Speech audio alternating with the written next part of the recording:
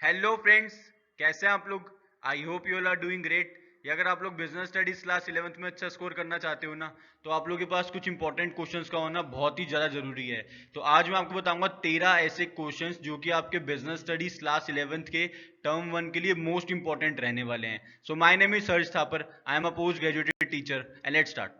Important question बताने से पहले मैं आपको बताना चाहता हूँ कि इस साल आप लोग जितने ज्यादा कॉम्पिटेंसी बेस्ड क्वेश्चंस करोगे, केस बेस्ड क्वेश्चंस करोगे, मल्टीपल चॉइस क्वेश्चंस करोगे, उतनी ज्यादा आप लोग की एफिशिएंसी निकल के आएगी आप लोग के एग्जाम के लिए।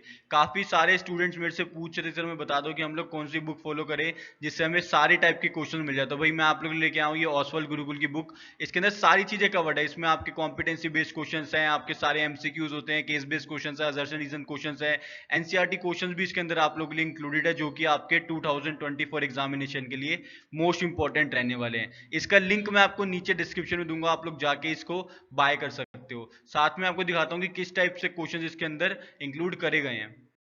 देखो बच्चों, हर एक क्वेश्चन के साथ ना आपको एक आंसर मिलेगा और डिटेल्ड एक्सप्लेनेशन मिलेगी हर एक क्वेश्चन में, चाहे वो मल्टीपल चॉइस क्वेश्चन है, चाहे वो असर्शन रीजन क्वेश्चन है, या वो केस बेस्ड क्वेश्चन है, कॉम्पिटेंसी बेस्ड क्वेश्चन है। हर एक क्वेश्चन के अंदर आपको आंसर मिलेगा और डिटेल्ड एक्सप्लेनेशन भी मिलेगी। जैसे कि क्वेश्चन नंबर 1 है, name the concept of activities which justifies the given statement. Ram is working in a factory, Shyam is operating his clinic, Vishal is working in an office and Richa is teaching in a school. They all are doing something to earn their livelihoods. तो बच्चों ये लोग क्या कर रहे हैं, लोग economic activity कर रहे हैं। देखो यहाँ पे इकोनॉमिक एक्टिविटी लिखा है, साथ में आपको डिटेल्ड एक्सप्लेनेशन दी रखी है कि economic activities are those activities which are undertaken to earn a living. Economic activities are concerned with all those activities which are concerned with the production, exchange and consumption of goods and services which are not available for free of cost. तो इससे होगा कि अगर आप लोग इस book से चीजों को सॉल्व करोगे ना, तो आपको आपके सारे जो कॉन्सेप्ट्स है वो भी ब्रश अप हो जाएंगे, वो भी आपको अच्छे से लर्न हो जाएंगे। ठीक है, लिंक मैं आपको नीचे डिस्क्रिप्शन दे रहा हूँ, आप लोग जाके इसको ले सकते हो। अब आते हैं हम लोग इंपॉर्टेंट क्वेश्चंस की तरफ, जो कि आपके टर्म 1 के लिए रहने वाले हैं। पहला जो इंपॉर्टेंट क्वेश्चन है बच्चों, वो है differentiate between business, profession and employment. काफी ज्यादा इंपॉर्टेंट क्वेश्चन है, हर साल आप लोग एग्जाम में क्वेश्चन आता ही आता है कि बिजनेस, प्रोफेशन और एम्प्लॉयमेंट में क्या डिफरेंस है। देखो मैंने यहाँ पे डिफरेंस लिख दिया आप लोगों के लिए। मोड ऑफ एस्टेब्लिशमेंट की बात करें तो जो बिजनेस है वो बहुत इजीली एस्टेब्लिश होता है, कोई लीगल आपको फॉर्मेलिटीज की नीड नहीं पड़ती है, अनलेस आप कोई वेपन्स वगैरह का बिजनेस कर रहे हो तो।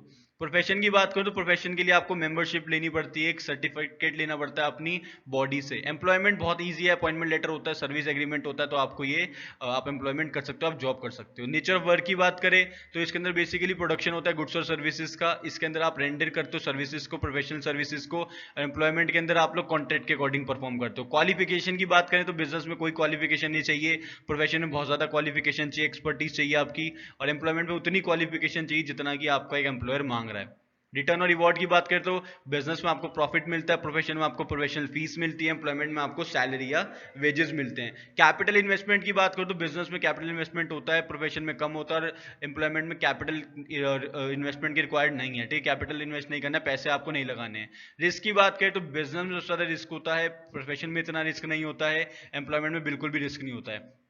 ट्रांसफर ऑफ इंटरेस्ट की मतलब होता है कि आपकी जगह कोई और काम कर सकता है तो बिजनेस में डेफिनेटली कर सकता है, प्रोफेशन में नहीं कर सकता है, और एम्प्लॉयमेंट में भी आपकी जगह कोई और काम नहीं कर सकता है। कोड ऑफ कंडक्ट की बात करें तो यहाँ बिजनेस में कोई कोड ऑफ कंडक्ट नहीं होता, कोई आपके ऊपर सर पे डंडा लेके नहीं खड़ा, आपको जैसे करना आप वैसे कर सकते हो। प्रोफेशन में कोड ऑफ कंडक्ट होता है और एम्प्लॉयमेंट में भी कोड ऑफ कंडक्ट होता है। इनके एग्जाम्पल्स क्या होगा भाई, बिजनेस के एग्जाम्पल्स हो गए जो आप बिजनेस अपना करते हो, एक शॉप खोलते हो अपनी, या प्राइवेट कंपनी खोलते हो, एक पार्टनरशिप करते हो, सब बिजनेसेस होते हैं। प्रोफेशन के एग्जाम्पल्स क्या होते हैं, सीए, लॉयर, डॉक्टर, ये सब प्रोफेशंस होते हैं। एम्प्लॉयमेंट क्या होता है, कोई भी एम्प्लॉय किसी कंपनी में काम कर रहा है तो वो एम्प्लॉयमेंट की कैटेगरी में आ जाता है। ठीक है, सेकंड इंपॉर्टेंट क्वेश्चन है बच्चों, explain any 4 objectives of business. Business के कोई 4 ऑब्जेक्टिव्स आपको बताने हैं। पहला ऑब्जेक्टिव है बच्चों अर्निंग प्रॉफिट।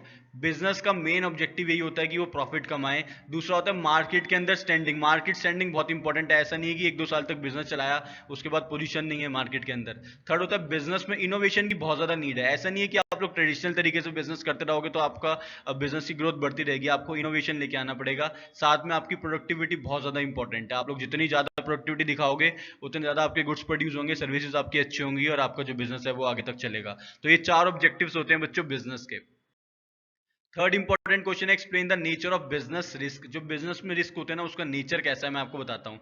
बच्चों, जो बिजनेस होता है ना, बिजनेस के अंदर काफी सारे तरह के रिस्क होते हैं। अगर आप लोग बिजनेस कर रहे हो ना, तो आपको काफी सारी चीजों का ध्यान रखना पड़ता है। आपको देखना पड़ता है कि ह्यूमन रिस्क क्या है, आपके पास एम्प्लॉइज मिलेंगे नहीं मिलेंगे आपको, नेचुरल रिस्क क्या होते हैं आपके पास, बेसिकली अर्थक्वेक आ गया या कुछ भी ऐसे नेचुरल कैलमिटी हो गई तो आप कैसे उसको संभालोगे। तो बिजनेस रिस्क का नेचर क्या होता है? Business risk arises due to uncertainties. देखो, फ्यूचर अनसर्टेन होता है, कल क्या होगा किसी को नहीं पता, इसलिए बिजनेस रिस्क होता है। आज मैं बिजनेस कर लूं और कल कुछ ऐसा हो जाए जिससे बिजनेस ना चले तो बहुत ज्यादा दिक्कत हो जाती है। आप कल को प्रिडिक्ट नहीं कर सकते आज की कल क्या होगा। दूसरा आता है रिस्क, एक एसेंशियल पार्ट है हर एक बिजनेस का। ऐसा नहीं कि कुछ ही बिजनेस में रिस्क होता है, हर एक बिजनेस में रिस्क होता है, चाहे वो छोटा है बड़ा है, किसी भी चीज का, मैन्युफैक्चरिंग का है, ट्रेडिंग का है, सर्विसेज का है, किसी भी चीज का बिजनेस है, रिस्क उसमें इन्वॉल्व होता ही होता है। Every business has risk which varies in severity based on a type of business. देखो, बिजनेस रिस्क जो होता है ना बच्चों, वो टाइप ऑफ बिजनेस पे डिपेंड करता है कि आपने कितना पैसा लगाया। अगर आपने ज्यादा पैसे लगाया तो ज्यादा रिस्क, अगर आपने कम पैसे लगाया तो कम रिस्क। जैसे मान लो कि एक मैन्युफैक्चरिंग कंपनी है जिसने अपनी फैक्ट्री सेटअप करी है और वो मैन्युफैक्चर कर रही है गुड्स को, और दूसरी कंपनी जो ट्रेड कर रही है, सिर्फ खरीदती और बेचती है, तो भाई मैन्युफैक्चरिंग वाले को ज्यादा रिस्क होगा क्योंकि उसने ज्यादा पैसा अपना उसके अंदर इन्वॉल्व कर रखा है। समझे मेरी बात को? Businesses take risk with the motive और एक्सपेक्टेशन ऑफ अर्निंग प्रॉफिट। जो भी बिजनेस रिस्क लेता है उसका प्रॉफिट डेफिनेट है, मैक्सिमाइज होता ही होता है। लॉस भी होता है लेकिन प्रॉफिट भी मैक्सिमाइज होता है। फोर्थ इंपॉर्टेंट क्वेश्चन है बच्चों, difference between private company and public company. Private company और पब्लिक कंपनी में क्या डिफरेंस होता है मैं आपको बताता हूँ। प्राइवेट कंपनी वो होती है जिसके अंदर मिनिमम 2 मेंबर्स होते हैं, मैक्सिमम 200 होते हैं। पब्लिक कंपनी कम से कम 7 चाहिए और मैक्सिमम कोई लिमिट नहीं होती पब्लिक कंपनी के अंदर, ठीक है। इन्विटेशन टू पब्लिक की बात करें, जो प्राइवेट कंपनी वो पब्लिक को इन्वाइट नहीं कर सकती, पब्लिक से पैसे कलेक्ट नहीं कर सकती, पब्लिक कंपनी कर सकती है। ट्रांसफरेबिलिटी की बात करें तो शेयर्स इसमें ट्रांसफर नहीं हो सकते, इसमें हो सकते हैं ट्रांसफर। लिमिटेड की बात करें तो लिमिटेड वर्ड ये यूज करेंगे, पब्लिक कंपनी वाले यूज करते हैं बेसिकली, जैसे IDFC first bank limited, HDFC bank limited, ये सब लिमिटेड वर्ड यूज कर सकते हैं। और ये जो प्राइवेट कंपनीज होती है इनको प्राइवेट लिमिटेड यूज करना होता है, ठीक है। कंपल्जन ऑफ एओए की बात करें, आर्टिकल ऑफ एसोसिएशन किसको कंपलसरी है, इनको एओए बनाना जरूरी है, इनको एओए बनाना जरूरी नहीं है। एनुअल रिपोर्ट की बात करें तो इनको एनुअल रिपोर्ट देने की जरूरत नहीं है, इनका ही कंपलसरी होता है। इंडिपेंडेंट डायरेक्टर्स की बात करें तो एज सच कोई रिक्वायरमेंट नहीं है यहाँ पे, लेकिन पब्लिक कंपनी में रिक्वायरमेंट है। 1/3 जो डायरेक्टर्स होते हैं वो इंडिपेंडेंट होना जरूरी है पब्लिक कंपनी के अंदर।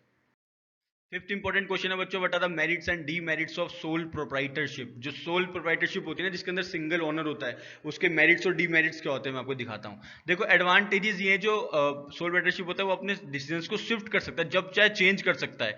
कॉन्फिडेंशियलिटी रहती है, कॉन्फिडेंस रहता है, एक ही बंदा है तो सारी चीजें अपने पास ही रहेंगी। प्रॉफिट शेयरिंग की बात करें तो सारा का सारा प्रॉफिट सोल प्रोप्राइटर का होता है, जो अकेला पैसे इन्वेस्ट करता है सारा प्रॉफिट उसका होता है। डिसएडवांटेज की बात करें तो एक बंदा कितने ही पैसे लगा लेगा तो लैक ऑफ रिसोर्सेज की दिक्कत होती है, और डिपेंडेंस रहता है ऑनर के ऊपर। अगर ऑनर मर गया तो बिजनेस का चलाना बहुत ज्यादा मुश्किल हो जाएगा आगे। अनलिमिटेड लायबिलिटी होती है, अगर ये उधार नहीं दे पाएगा तो इसके घर तक बिक जाएगा प्रोप्राइटर का जिसने बिजनेस किया है, ठीक है। अनलिमिटेड लायबिलिटी होती है इसके अंदर।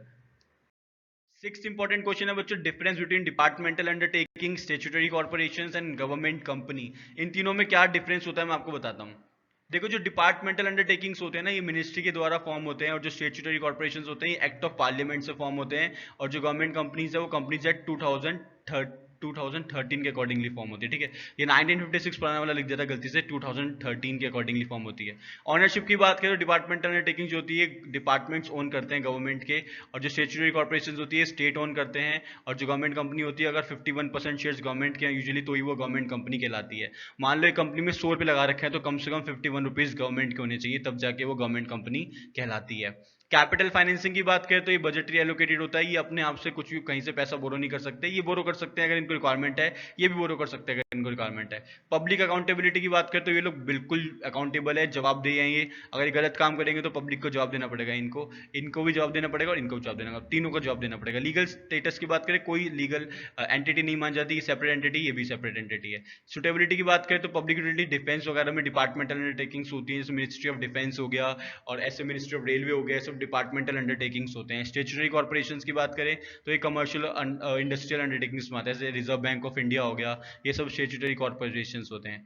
गवर्नमेंट कंपनी की बात करें तो डिपेंड करता है, गवर्नमेंट कंपनी तो कैसे भी चल सकती है, कमर्शियल भी हो सकती है, इंडस्ट्रियल भी हो सकती है, जैसा गवर्नमेंट को सही लगे वैसा हो सकता है। सेवंथ इंपॉर्टेंट क्वेश्चन है बच्चों, explain the meaning of global enterprises. Global enterprises क्या होते हैं और इनके कैरेक्टरिस्टिक्स क्या होते हैं? ग्लोबल एंटरप्राइजेस बच्चों वो होती है जो एक से ज्यादा कंपनी में ऑपरेट करते हैं, उनको हम ग्लोबल एंटरप्राइजेस बोलते हैं। इसका दूसरा नाम होता है बच्चों मल्टीनेशनल कंपनीज या ट्रांजैक्शनल कॉर्पोरेशन, जैसे कि कोका कोला हो गया, हुंडई हो गया, नाइकी हो गया, ये सब क्या होते हैं? सब ग्लोबल एंटरप्राइजेस होते हैं। इनके फीचर्स या कैरेक्टरिस्टिक्स ये होते हैं, इनका जायंट साइज होता है, बहुत बड़े साइज के होते हैं ये, इनका बहुत ज्यादा पैसा होता है, ये हर एक कंट्री में यूजुअली परफॉर्म कर रहे होते हैं अपने ऑपरेशंस, या मोस्ट ऑफ द कंट्रीज में ऑपरेट करते हैं अपने business operations in several countries. Professional management होता है, सारे लोग यहाँ पे एमबीए क्वालिफाइड होते हैं, पढ़े लिखे होते हैं, बहुत अच्छे से मैनेजमेंट करते हैं चीज़ों को, और इनकी जो टेक्नोलॉजी होती है बहुत तगड़ी होती है, बहुत ज़्यादा सोफिस्टिकेटेड टेक्नोलॉजी होती है, वर्ल्ड क्लास प्रोडक्ट्स होते हैं, इनके ब्रांड चलते हैं इनके नाम पे। समझे मेरी बात को? तो जो ग्लोबल एंटरप्राइज होती हैं, जो मल्टीनेशनल कॉर्पोरेशन होती है, इस पर यूजुअली पब्लिक को ट्रस्ट भी होता है। नेक्स्ट क्वेश्चन आता है बच्चों, what are the principles of insurance. Insurance के प्रिंसिपल्स क्या क्या होते हैं? मैंने यहाँ पे सातों के सातों प्रिंसिपल्स लिख दिए हैं। पहला प्रिंसिपल होता है principle of utmost good faith. Principle of utmost good faith का मतलब ये होता है कि दोनों, यानी कि इंश्योरर और इंश्योर्ड। इंश्योरर वो होता है बच्चों जो कंपनी होती है जो इंश्योरेंस करती है, और इंश्योर्ड होता है जो इंश्योरेंस लेता है, पॉलिसी लेता है बेसिकली, ठीक है। दोनों सारी बातें बिल्कुल सच बताएंगे। इंश्योरर बताएगा कि पॉलिसी में क्या क्या लिखा है, और इंश्योर्ड प्रोडक्ट के बारे में सब कुछ बताएगा जिसका वो इंश्योरेंस करा है, कुछ भी बात नहीं छुपाएगा। अगर बातें छुपाएंगे तो पॉलिसी को लैप्स करना पड़ेगा, पॉलिसी का क्लेम नहीं होगा। नेक्स्ट आता है बच्चों प्रिंसिपल ऑफ अप्रॉक्सीमेट कॉस्ट। जिस चीज के लिए आपने इंश्योरेंस कराया है उसी चीज के लिए आपको पैसे मिलेंगे। मान लो किसी ने एक्सीडेंटल इंश्योरेंस कराया है तो एक्सीडेंटल डैमेजेस जो होंगे उसी के लिए आपको क्लेम मिलेगा, बाकी चीजों के लिए आपको क्लेम नहीं मिलेगा। फिर आता है बच्चों प्रिंसिपल ऑफ इंश्योरेबल इंटरेस्ट। जो चीज आपकी है आप सिर्फ उसी का इंश्योरेंस करा सकते हो, पड़ोसी की बाइक का इंश्योरेंस नहीं करा सकते। मान लो आपके पास बाइक है तो आपने उसका इंश्योरेंस कराया, फिर आप उसका क्लेम भी ले सकते हो। नेक्स्ट आता है बच्चों principle of indemnity. Principle of indemnity कहता है कि आप लोगों ने जो इंश्योरेंस कराया है ना, उससे आप लोग कोई प्रॉफिट नहीं कमाओगे। आप लोग ये मत सोचो कि मेरी बिल्डिंग है तो मैं उसको जला देता हूं और जो पैसा मिलेगा कंपनी से उससे मैं दोबारा बना दूंगा बिल्डिंग को, तो ऐसा नहीं सोचना है आपको, इंडेमनिटी नहीं करना है आपको। Principle of subrogation. Principle of subrogation का मतलब ये होता है बच्चों कि जो भी आपका प्रोडक्ट है ना, जो भी आपका प्रोडक्ट है, जैसे मान लो आपने एक्सीडेंटल इंश्योरेंस कराया, आपने एक्सीडेंटल इंश्योरेंस कराया है और आप बाइक चला रहे हो मान लो, और किसी थर्ड पार्टी ने आपको ठोक दिया है, किसी थर्ड पार्टी ने आपकी बाइक पे आपका जो है बेसिकली एक्सीडेंट कर दिया है, तो कंपनी क्या करेगी? थर्ड पार्टी से पैसा लेके वो आपको क्लेम दे देगी, तो उसको बोलते हैं बच्चों प्रिंसिपल ऑफ सब्रोगेशन। फिर आता है principle of contribution. Principle of contribution का मतलब ये होता है कि अगर आपने एक से ज्यादा कंपनी से इंश्योरेंस ले रखा है तो सब मिलके आपको थोड़ा थोड़ा पैसा देंगे, जितना कि आपका पूरा पॉलिसी का क्लेम होता है या जितना आपको लॉस हुआ है। फिर आता है बच्चों principle of mitigation. Principle of mitigation ये कहता है कि जो इंश्योर्ड है ना, जिसने इंश्योरेंस कराया है, वो लॉस को मिनिमाइज करने की कोशिश करे। मान लो किसी ने अगर फायर इंश्योरेंस कराया है अपने बिल्डिंग का और आग लग रही है और बुझाने की भी कोशिश नहीं कर रहा, वो कह रहे जलने दो, इंश्योरेंस तो करा ही रखा है, तो ऐसा बेसिकली नहीं होता है। प्रिंसिपल ऑफ मिटिगेशन कहता है कि जो ऑनर है, जो इंश्योर्ड है, वो कोशिश करे कि लॉस को मिनिमाइज करा जाए, ठीक है। नाइन्थ इंपॉर्टेंट क्वेश्चन है बच्चों, what is e banking, what are the advantages of e banking. जो भी हम ऑनलाइन बैंकिंग करते हैं अपने कंप्यूटर से, अपने बेसिकली पीसी लैपटॉप मोबाइल से, उसको हम लोग बोलते हैं बच्चों ई बैंकिंग। ई बैंकिंग के बेनिफिट्स ये होते हैं 24 hours 365 days in a year चलता रहता है ये बेसिकली। इससे ट्रांजेक्शन कॉस्ट आपकी बहुत ज्यादा कम हो जाती है, आपको ब्रांच जाने की नीड नहीं होती है, और ट्रांसपेरेंसी रहती है, फाइनेंशियल डिसिप्लिन रहता है। एटीएम हो गया, मोबाइल बैंकिंग हो गया, ये सब आपके ई बैंकिंग के एग्जाम्पल्स हैं। समझे मेरी बात को? 10th इंपॉर्टेंट क्वेश्चन है बच्चों, difference between E business and traditional business. E business और ट्रेडिशनल बिजनेस, यानी कि ऑनलाइन बिजनेस और ट्रेडिशनल बिजनेस में क्या डिफरेंस होता है मैं आपको बताता हूं। जो ट्रेडिशनल बिजनेस होते हैं बच्चों, उनको बहुत टाइम लगता है स्टार्ट करने में, तो फॉर्मेशन काफी मुश्किल होता है, लेकिन ई बिजनेस का फॉर्मेशन बहुत ईजी होता है। फिजिकल अपीयरेंस की बात करें तो ट्रेडिशनल बिजनेस में आपको फिजिकली अपीयर होना पड़ेगा, ई बिजनेस में कोई ऐसी रिक्वायरमेंट नहीं है। नीड ऑफ एस्टेब्लिशमेंट की बात करें, ट्रेडिशनल बिजनेस में बहुत ज्यादा आपका पैसा लगेगा, इसमें एज सच कोई पैसा नहीं लगेगा, कैपिटल रिक्वायरमेंट मैंने वाली बात लिख दी है। पर्सनल कांटेक्ट विद कस्टमर्स की बात करें तो ट्रेडिशनल बिजनेस में आप लोग बेसिकली कांटेक्ट करते हो कस्टमर के साथ, लेकिन इसमें ऐसा ऐसा कुछ नहीं होता है। नेचर ऑफ एक्सटेंशन की बात करें तो इसमें ज़्यादा टाइम लगता है, इसमें इतना टाइम नहीं लगता है। हायरार्की की बात करें तो आपको पूरा स्ट्रक्चर फॉलो करना पड़ता है, यहाँ पे ऐसा कोई हायरार्की की नीड नहीं है आपको। और नेचर ऑर्गेनाइजेशनल स्ट्रक्चर की बात करें तो यहाँ पे बेसिकली फ्लैट होता है ऑर्गेनाइजेशनल स्ट्रक्चर, सारे बंदे सेम ही होते हैं इसमें, लेकिन ऐसा नहीं होता है। बेसिकली क्या होता है देखो, ऐसे समझो, ई बिजनेस जो होता है ना, इसके अंदर फ्लैट होता है स्ट्रक्चर, और ट्रेडिशनल बिजनेस में ऐसे हायरार्की होती है कि भाई तू इसका बॉस है, तू इसका बॉस है, ये सब चीज होती है। पर्सनल टच आप लोग खुद बता सकते हो, ट्रेडिशनल बिजनेस में होता है टच, इसमें नहीं होता है पर्सनल टच। सैम्पलिंग की बात करें तो इसमें मिल जाएगा आपको, और ई बिजनेस में आपको सैंपल नहीं मिल पाएगा। समझे मेरी बात को? 11th इंपॉर्टेंट क्वेश्चन है बच्चों, explain the scope of E business. E business का स्कोप क्या है? तो भाई ई बिजनेस के जो स्कोप होते हैं वो चार होते हैं। एक होता है B to B, business to business, एक होता है B to C, business to consumer, एक होता है कस्टमर टू कस्टमर, एक होता है इंट्रा बी। अब बी टू बी का मतलब क्या? Business to business. अगर मान लो कोई बिजनेस है वो ट्रेड कर रहा है बिजनेस के साथ ही, तो मैं उसको बोलूंगा भाई तू बी टू बी बिजनेस कर रहा है। जैसे मान लो कि सीएट बाइक टायर्स है, सीएट बाइक टायर्स है, ये कंपनी है जो टायर्स बनाती है सीएट, ठीक है। ये क्या करती है बेसिकली, मारुति सुजुकी को अपने टायर्स बना के बेच रही है कि अपनी गाड़ी में आप लोग हमारे टायर्स लगा देना। तो भाई बिजनेस से बिजनेस ट्रांजेक्शन हुई है, इसको बोलते हैं बी टू बी कॉमर्स या B to B business basically, ठीक है। फिर आता है बच्चों B to C, business to consumer. इसके बहुत सारे एग्जांपल्स हैं। रिलायंस के आप प्रोडक्ट लेते हो, आप बेसिकली टाटा के प्रोडक्ट लेते हो, आप बेसिकली और भी बहुत सारी कंपनी के प्रोडक्ट लेते हो, रिलायंस हो गया, टाटा हो गया, ठीक है। और बहुत सारे ऐसे बिजनेसेस के आप लोग प्रोडक्ट्स लेते हो, वो सब बी टू सी होता है, बिजनेस टू कस्टमर, बिजनेस ने कस्टमर को बेचा है। एक होता है बच्चों कस्टमर टू कस्टमर, कस्टमर ही कस्टमर को प्रोडक्ट बेचता है। इसके एग्जांपल है बच्चों ओएलएक्स। ओएलएक्स पे क्या होता है, सेकंड हैंड गुड्स होते हैं, कस्टमर कस्टमर को ही बेच रहा होता है, उसको बोलते हैं C to C, customer to customer. एक आता है बच्चों इंट्रा बी। इंट्रा बी मतलब होता है फर्म के अंदर जो भी फर्म सैलरी देगी या सारे जो उसके प्रोसेस है वो सब ऑनलाइन अगर करती है तो उसको बोलते हैं इंट्रा बी कॉमर्स, ठीक है। ऑनलाइन करती है सारे प्रोसेस को बिजनेस के अंदर। ऑनलाइन आपने देखा होगा अटेंडेंस भी ऑनलाइन लगती है आजकल तो बिजनेसेस में, तो वो सब इंट्रा बी कॉमर्स होता है, ठीक है। ये सारे के सारे स्कोप है आपके ई बिजनेस के। 12th इंपॉर्टेंट क्वेश्चन है बच्चों, elaborate the steps involve in online trading. Online trading में क्या क्या स्टेप्स इन्वॉल्व होते हैं मैं आपको बताता हूँ। सबसे पहले आपको जिस भी ऐप से या जिस भी वेबसाइट से आप ऑर्डर कर रहे हो वहाँ पे आपको रजिस्ट्रेशन करना होता है, फिर एक ऑर्डर प्लेस करना होता है और पेमेंट कर देनी होती है आपको। पेमेंट के बहुत सारे तरीके होते हैं, आप सीओडी कर सकते हो, कैश ऑन डिलीवरी, चेक के थ्रू पेमेंट कर सकते हो, बैंक ट्रांसफर कर सकते हो, डेबिट क्रेडिट कार्ड के थ्रू कर सकते हो, या फिर डिजिटल कैश भी, आजकल डिजिटल करेंसी भी आ रही है तो आप उसके थ्रू भी पेमेंट कर सकते हो।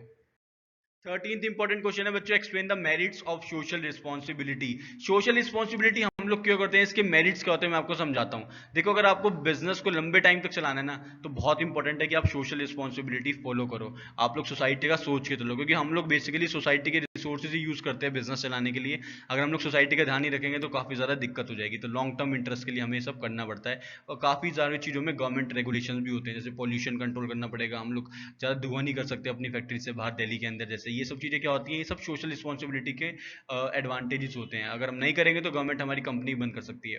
मेंटेनेंस सोसाइटी रहती है, इससे रिसोर्सेज भी आपके पास अवेलेबल रहेंगे, प्रॉब्लम्स आपकी बेसिकली अपॉर्चुनिटीज़ में कन्वर्ट हो जाएगी, अच्छा एनवायरमेंट रहेगा बिजनेस के लिए। और बेसिकली बिजनेस चल रहा है तो भाई बिजनेस के लिए होना चाहिए कि वो सोसाइटी की प्रॉब्लम्स को भी सॉल्व करे, ठीक है। तो ये 13 क्वेश्चन बच्चों ऐसे हैं जो आपकी क्लास 11th बिजनेस स्टडीज के लिए मोस्ट इंपॉर्टेंट है। इन 13 के 13 क्वेश्चंस को आप बिल्कुल पेन डाउन कर लो, अच्छे से पढ़ लो, समझ लो, याद कर लो। उसके बाद भी कोई दिक्कत आ रही तो आप लोग मेरे से कमेंट करके पूछ सकते हो। तब तक के लिए बच्चों all the very very best. Channel को सब्सक्राइब करना मत भूलिएगा और साथ में लगे बेल आइकन को प्रेस कर देना। Thank you.